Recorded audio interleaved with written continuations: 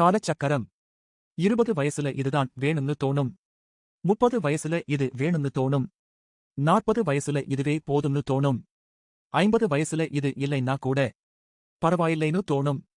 60 வயசுல எது இல்லைனாலும் பரவாயில்லைன்னு தோணும்.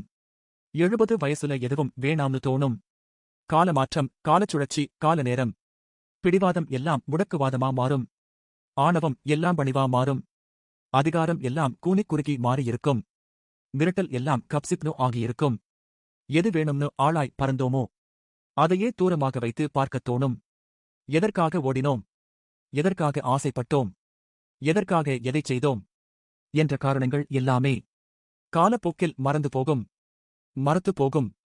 தீராப்பகையைத் தந்து வன்மத்தோடு வாழ்ந்து ஆட விடுவதும் காலம்தான்.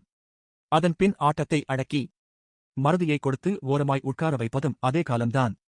வெளியே மாளிகையாய் தோற்றமளிக்கும் எதுவும் உள்ளிருக்கும் விரிசல்களை எடுத்துரைக்காது.